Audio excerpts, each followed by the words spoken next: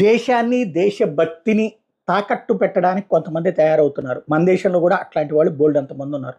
Influencers అంటే సమాజాన్ని ప్రభావితం చేయగలిగినటువంటి, మాట్లాడగలిగినటువంటి వాళ్ళకి సంబంధించినటువంటి అంశాన్ని ఇన్‌ఫ్లుయెన్సర్ అనేటువంటి పేరు వాడుతూ ఉంటారు.